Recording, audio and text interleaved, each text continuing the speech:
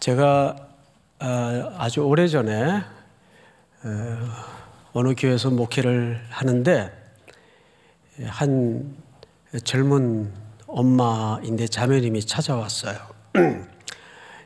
아기 둘을 데리고 결혼 아이들이죠. 무슨 일이세요? 그랬더니 눈물을 툭툭툭툭 흘리면서 목사님, 제가 몇 번이고 고민하고 기도하다가 도저히 힘들어서 목사님 찾아왔어요. 긴장이 탁 되더라고요. 이것도 혹시 무슨 일이 있나 싶어가지고 왜요?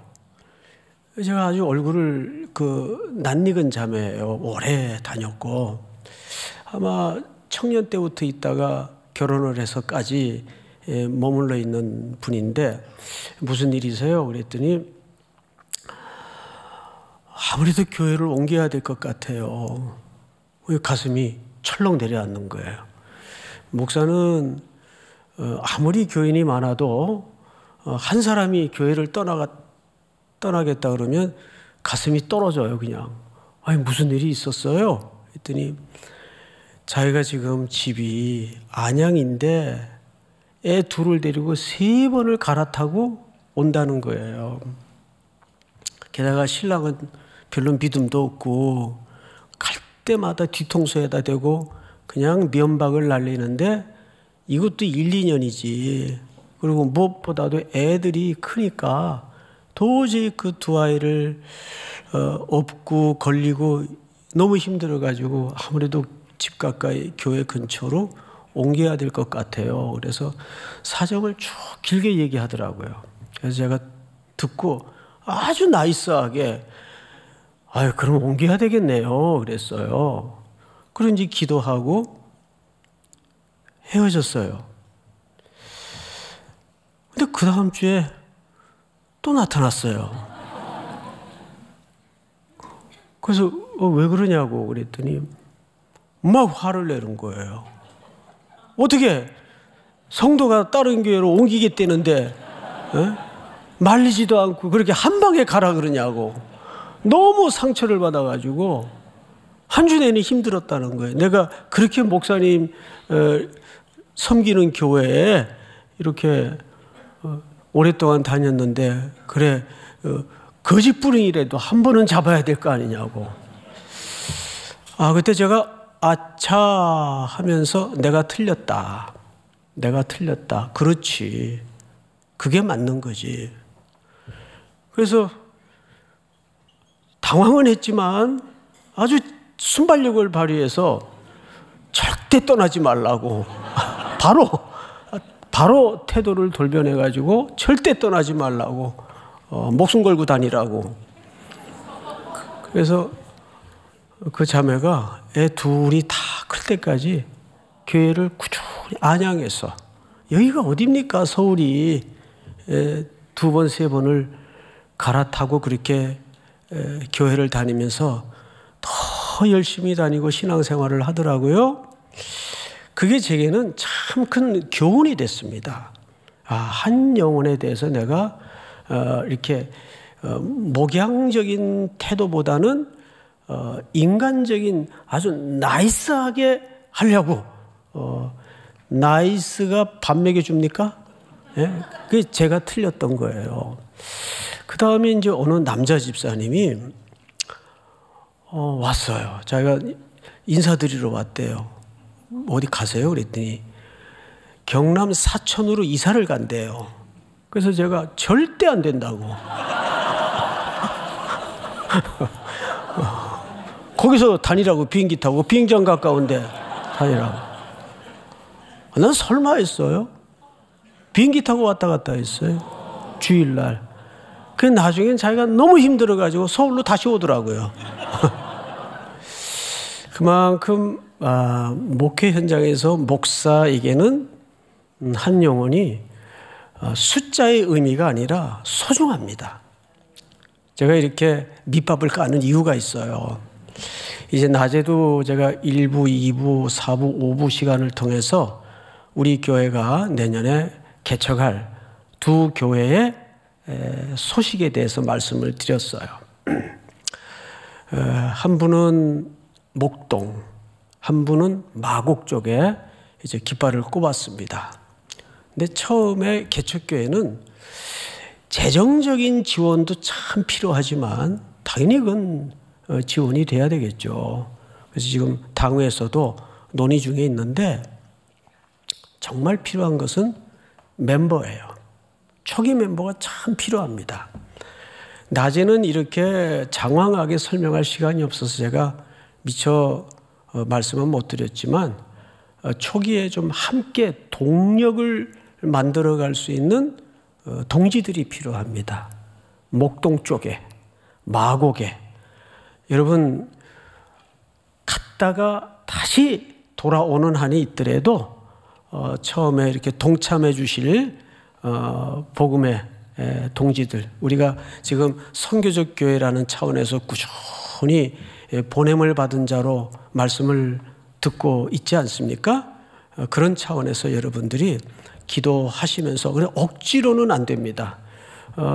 어떤지 큰 교회들은 어느 구역은 그쪽으로, 어느 구역은 이쪽으로 이렇게 인위적으로 땅 가르듯 나누는 바람에 부작용이 참 많았어요.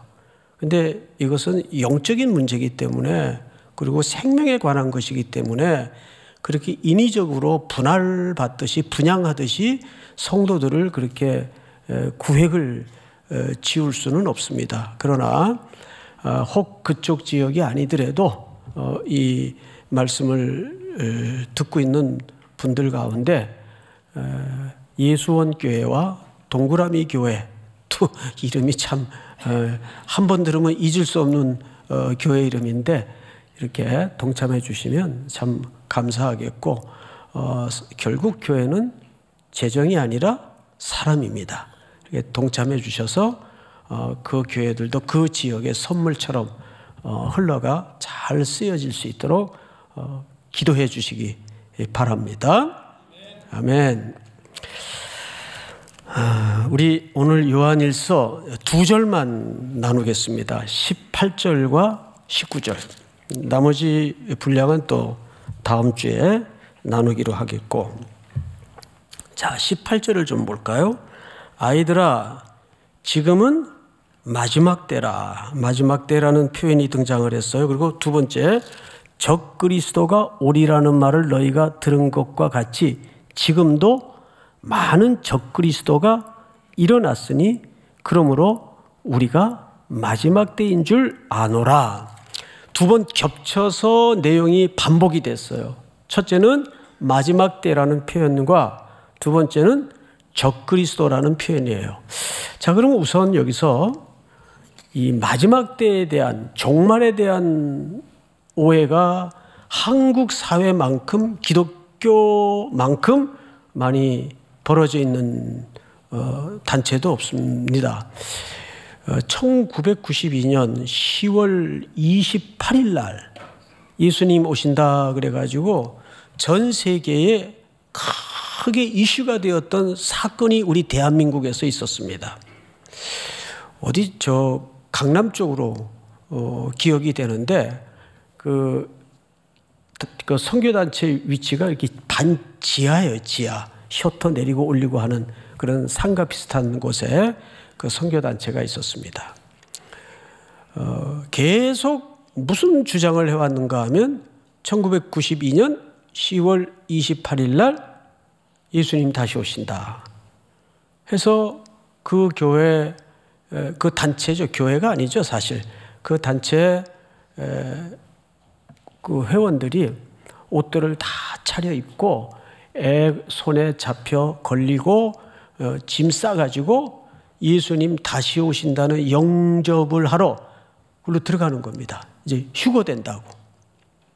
그러니까 그거를 다 카메라로 세상에 생중계를 다 했어요. 그때 무슨 M본부에서 M본부가 확실할 겁니다.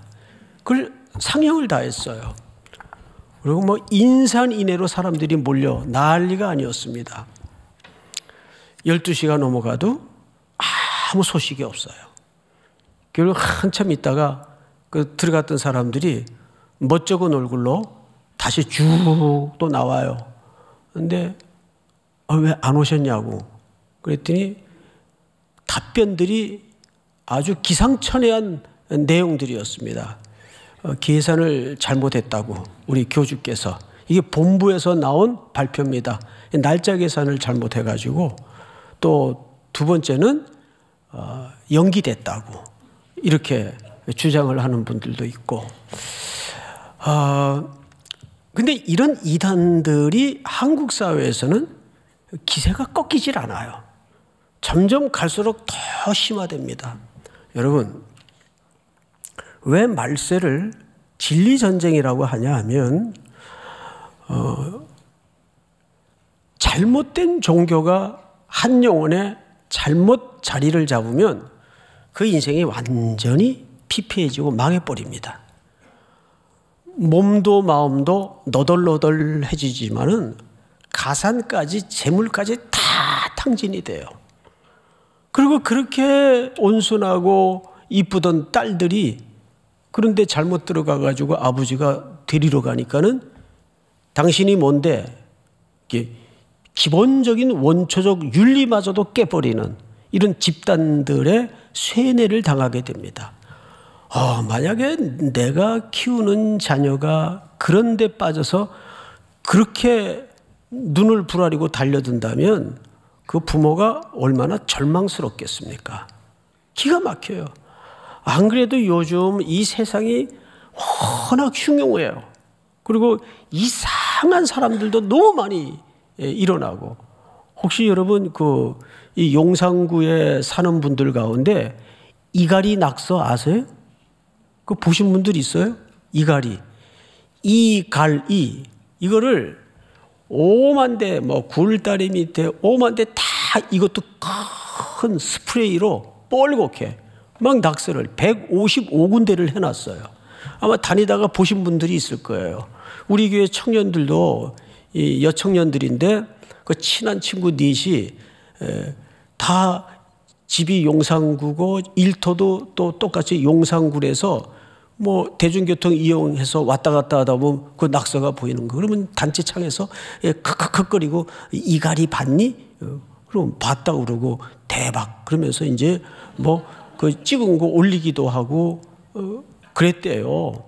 그런데 이갈이라는 이 의미가 뭔 소리인지를 몰라가지고 궁금해했는데 어젠가 그제 그 범인이 잡힌 거예요. 150군데 스프레이로 뻘겋게 낙서한 그 범인이 잡혔는데 30대 미국 사람이에요. 이태원에 사는데. 그러니까 한국말을 조금 아는 청년 같아요. 그래서 이 경찰이 취조하는 과정에서 이게 무슨 뜻이냐 그랬더니 한국 사람들에게 이를 가는 게 얼마나 무서운 질병인지를 좀 경각시키기 위해서 155군데에다가 그 시설물에다가 또 이렇게 사진을 보니까 어떻게 거기까지 올라갔는지 막 써놨어요. 예배 끝나고 예배 중엔 찾지 마시고 이갈이 낙서라고 쳐보세요. 여러분들에게 낯익은 시설물들이 눈에 들어올 겁니다. 대박. 예? 그러니까 제가 그 청년의 답변을 이렇게 보면서 야, 전 이게 웬일이냐. 그런 상황의 청년들뿐만 아니라 이건 미국 사람, 한국 사람 할 것 없이 요즘 청년들도 한국 사회에 이 마약이 지금 얼마나 심각한 상황에 빠져 있습니까? 그러니까 그런 피폐된 현상이 나타나는 이유가 있어요. 뭐니 해도 이 시대는 아모스 선지자의 지적처럼 양식이 없어 기근이 아니에요. 하나님의 말씀이 없어 기갈이에요. 믿습니까? 저는 누가 뭐라 그래도 이 소신에 대해서는 변함이 없어요.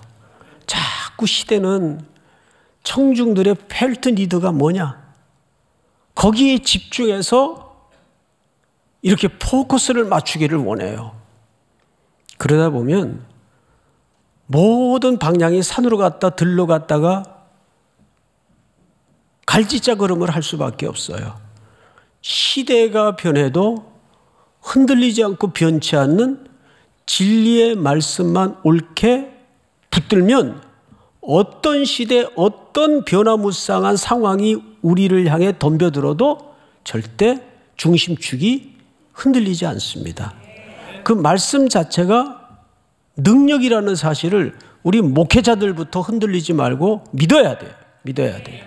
믿습니까? 그러면 왜 이렇게 한국 사회는 이런 이단들이 기세를 꺾지 않는가? 다 이것 때문에 그렇습니다. 여러분, 그 끝을 파고 들어가면 돈 문제예요. 왜 그런지 아세요? 자, 예를 들어서 제가 교주 흉내를 한번 내볼 테니까 들어보세요. 저도 소질이 있어요.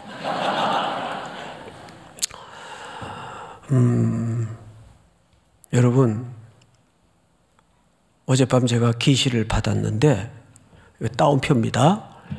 계시를 받았는데 주께서 제게 말씀하시기를 1월 1일 0시에 예수님 다시 오신다고 확고하게 말씀해 주셨습니다. 그러면 여러분들이 다 맹아적 상태가 되어서 문맹아가 되어서 정말 그런가 보다 해서 다 이제 홀딱 속아 넘어가요. 그러면 뭐부터 달라질까요? 당장 현실의 삶부터 달라질 수밖에 없어요. 자, 곧 며칠 있으면 예수님 오시는데 직장은 뭐하러 가요? 또 공부 뭐하러 해요? 그 비싼 집 보러 뭐하러 다녀요? 현실에서 어떤 문제가 생깁니까? 일상을 놔버리게 됩니다. 그렇죠? 필요 없는 거예요. 일상을 놓게 돼요. 이단과 교주들이 뭘 노리냐면 이런 걸 노려요. 언제? 근데 이런 조짐은 요즘만 있는 게 아니에요. 이 글이 쓰여지던 1세기 시대에도 잘못된 종말론을 통해서 자꾸 시간과 때를 강조하는 무리들이 있었습니다. 제가 중등부를 섬기던 교회인데 거기 사임을 하고 이제 서대문에 교회로 이제 대학부 전임으로 오게 됐어요. 근데 얼마 후에 소식을 들으니까 제가 중등부 섬기던 여교사 한 분이 연세가 좀 50대, 그때 나이가 중반쯤 됐을 법한데 너무너무 충격적인 소식을 들은 거예요. 그 남편하고 나이 차가 많아요. 10년 정도 차이가 나는 것 같아요. 그러다 보니까 애도 늦었겠죠. 초등학교 4학년짜리 아들을 어렵게 두었습니다. 이렇게 트럭으로 벌이를 하시는 분인데 저 화양동 사거리에서 운전을 하시다가 뭐 과로가 됐는지 상대방이 받았는지 오래돼서 내용은 정확치 않지만 정명 충돌을 해가지고 그 자리에서 뭐 유언 한마디 못 남기고 돌아가셨습니다. 그러니까 이 여교사 분이 얼마나 충격을 받았겠어요. 뭐 청천벽력이죠. 그러니까 뭐 장례식장에서도 사람이 정신이 나가고 얼이 나가가지고 망연자실해 있는데 문제는 장례를 다 치르고 나서예요. 마음이 어떻겠어요? 유언 한마디 못 남기고 마지막 인사 한마디 못하고 길거리에서 가버린 남편을 잃은 충격 때문에 아무것도 못하는 거예요. 그때 좀 신앙이 도움이 되었으면 좋았을 뻔했는데 그러질 못했던 것 같아요. 어느 선교단체에서 접근을 한 겁니다. 바로 맨날 몇 시에 주님 오신다. 이런 걸 가리키는 집단이었어요. 이분이 그 얼마 안 남은 남편이 남겨놓은 그 전세금 그거를 다 뺐어요. 그리고 애 학교 다니던 것도 다 그만두게 했어요. 그리고는 그 비닐하우스 같은 그 선교단체에다 가서 거기다 다 갖다 바치고 이제 거기서 공동생활을 하는 거예요. 이 소식을 들은 주변의 동료 교사들이 찾아가서 이 큰일 난다고, 미쳤냐고, 이러면 안 된다고. 그런데 말씀이 심령 속에서 경고하지 못하니까 사람이라는 것은 항상 자기가 듣고 싶은 말만 듣거든요. 보고 싶은 것만 보고, 듣고 싶은 것만 듣고 보고 싶은 것만 볼 때 그게 내 모든 사고 체계의 뭐가 되죠? 전제가 돼요. 모든 소리와 모든 봄은 그 렌즈를 통해서 투과될 수밖에 없어요. 안 들리는 거죠. 통하지 않는 거예요. 그래서 몇 번 산에 올라갔다가 교주 따라서 예수님 영접한다고 산에 흰 옷 입고 쭉 논두렁길 걸어서 올라갔다가 또 내려오고 몇 번 그러더래요.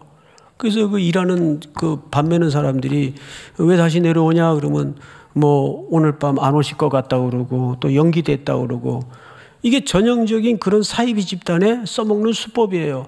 그런데 참 그 사람들 미련하다. 어떻게 그런데 넘어가냐?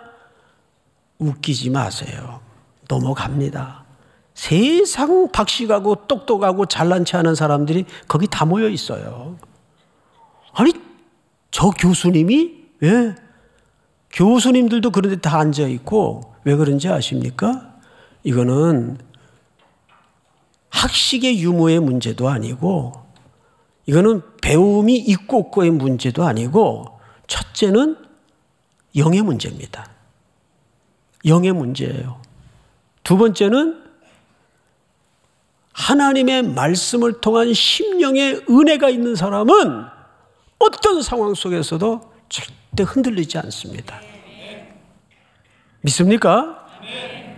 그래서 진리도록 진리 하는 거예요. 예? 전들 그 같은 얘기를 또 반복하고 또 하고, 저도 조금 봄바람 같은 얘기 이렇게 막 인용해 가지고 하면 여러분 금방 웃길 수도 있고 눈물도 뺄 수 있고 소질이 있다니까요. 예? 그런데 그건 다 허망한 겁니다. 그래서 좀 어떤 때는 딱딱하고 어떤 때는 같은 얘기 좀 반복하는 것 같아도 진짜 중요한 건 반복을 해야 돼요. 계속 얘기를 해야 돼요. 안 그러면 사람들은 자기 한 말도 잊어버리는데 그거 안 잊어버리겠어요? 여기 두 번째 적그리스도라는 표현이 나와요. 자, 그러면 우리가 적그리스도가 뭔가? 여러분, 적그리스도를 히브리 말로는 헬라 말로는 그 앞에 안티라는 말을 써요. 안티. 저가 안티야 그러면 우리 어떤 뉘앙스로 받아들이죠? 안티. 반대하다. 그런데 안티라는 말이 그런 의미 때문에 적대감으로 해석을 하기도 합니다. 그런데 놀랍게도 여기에서는 이 안티라는 말 속에 적대감의 의미만 있는 게 아니에요. 무엇을 대신하다. 두 가지 의미가 있다는 거죠. 첫째는 적대감이 맞아요. 그런데 두 번째는 무엇을 대신하다. 이게 안티입니다. 그러니까 무조건 안티하면 반대자, 적대감 이런 의미만 있는 게 아니라는 거죠. 그럼 무엇을 대신하다는 누구를 가리키는 걸까요?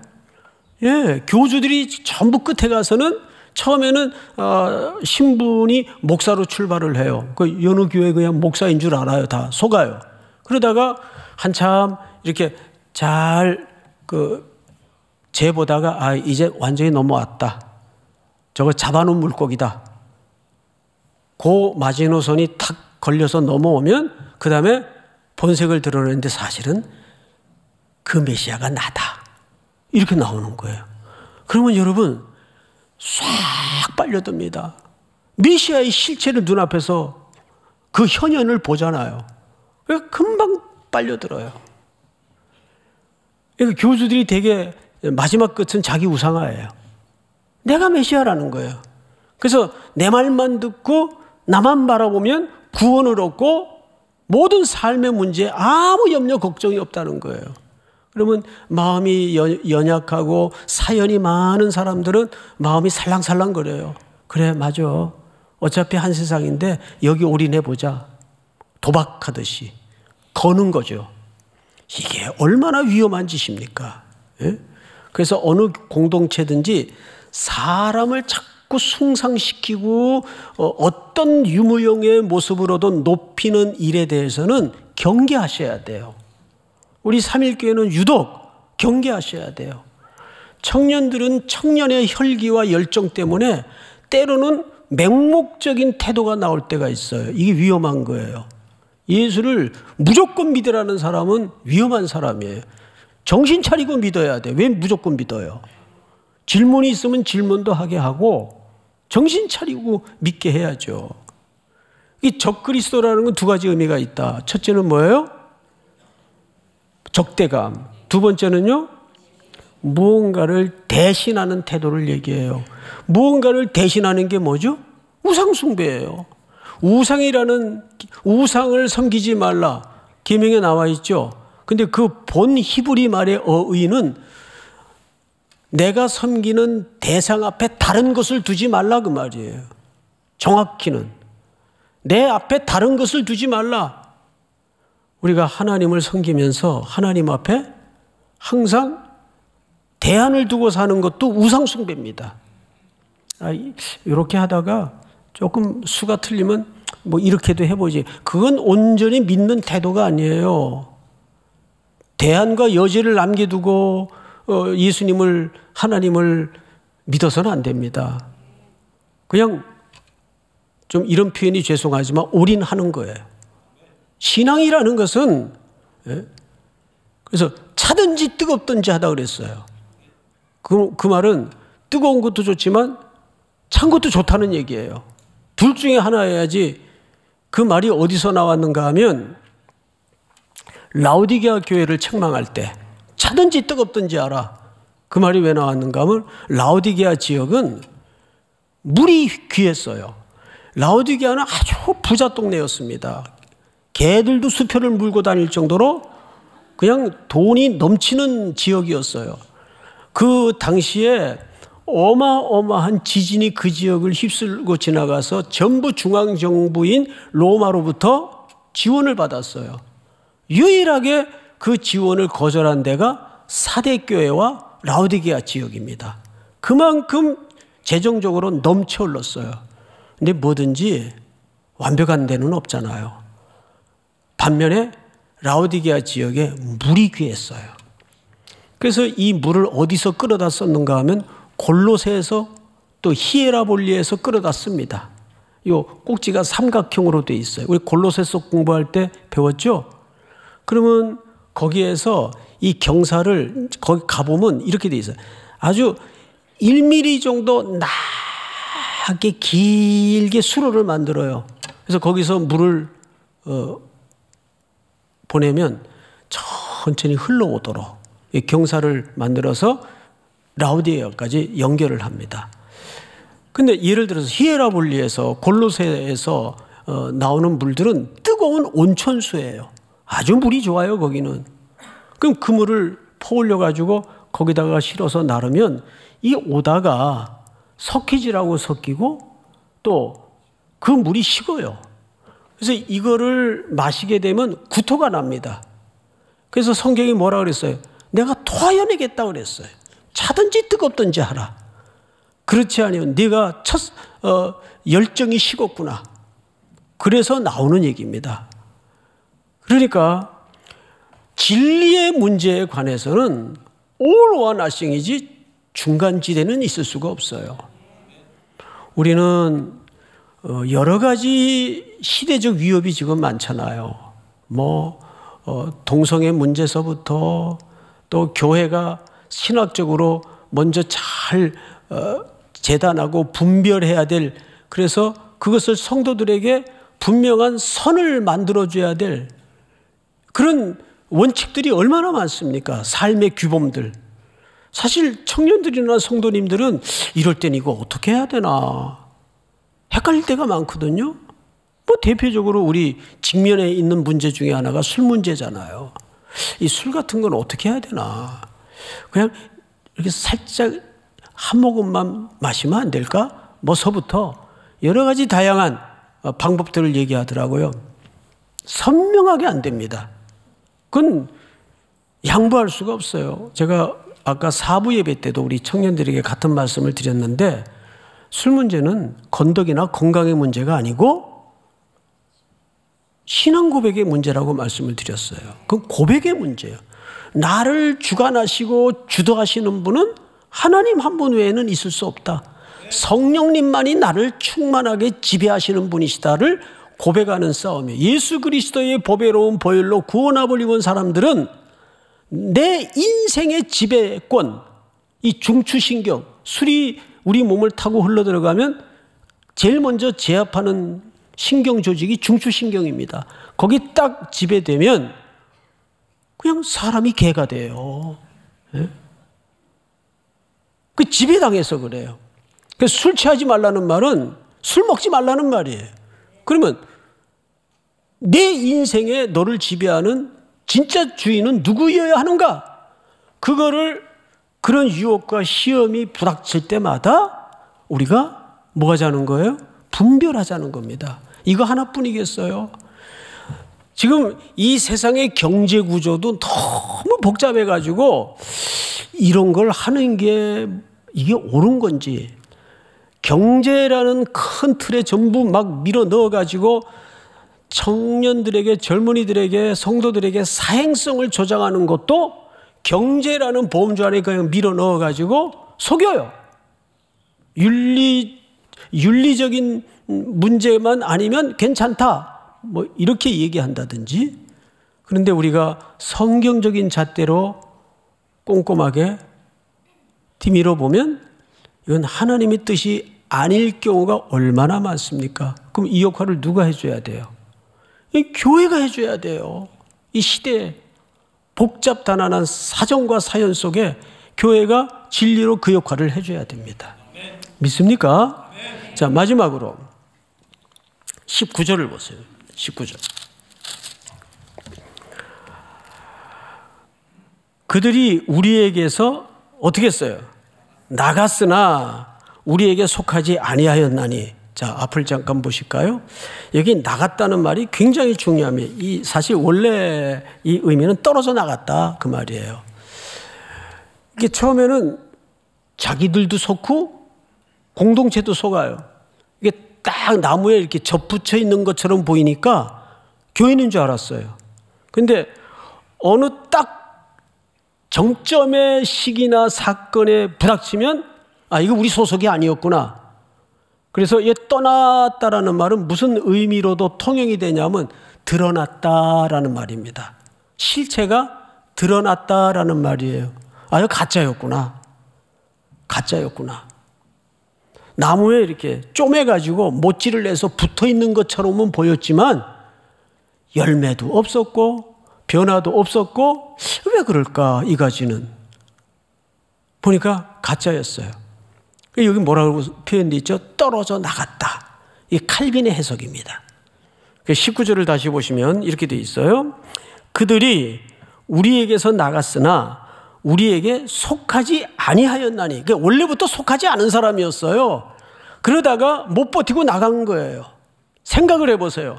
이게 진짜 속한, 오늘 오전에도 무슨 문제라 그랬어요? 소속의 문제라 그랬어요. 내가 누구에게 속하였는가? 하나님은 하나님께 속한 아들 예수 그리스도를 이 땅에 보내셨어요. 예수 그리스도에 속한 교회를 예수님은 또 어디다 보내죠?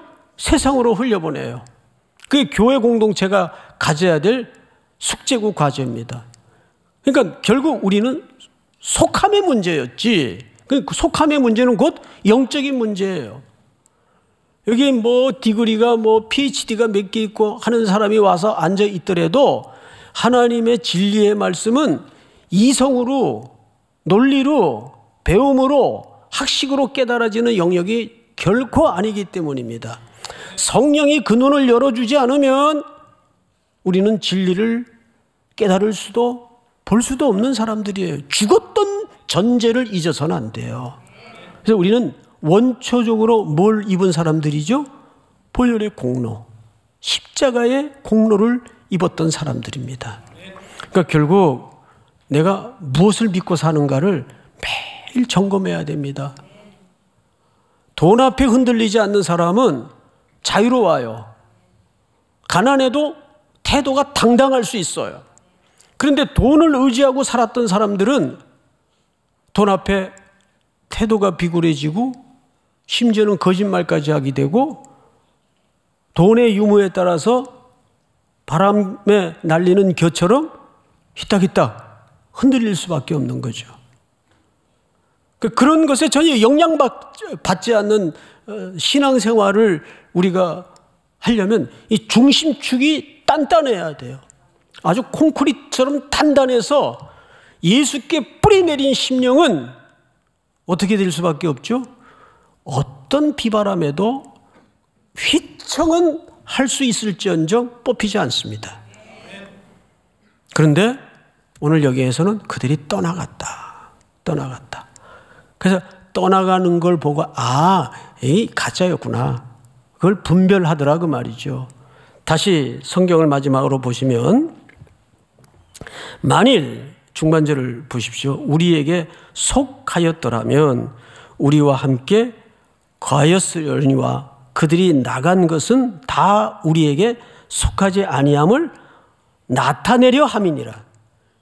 증명되고 드러났다 그 말이에요. 실체가 폭로되었다 그 말입니다. 믿습니까?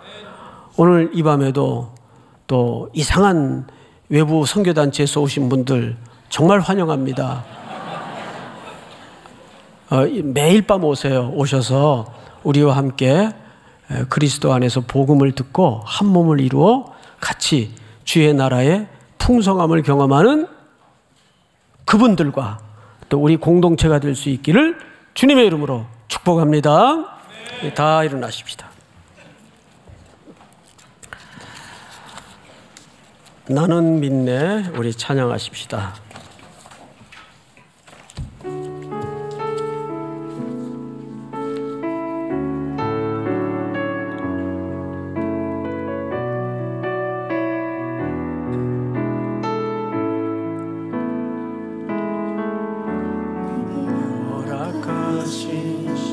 시련을 통해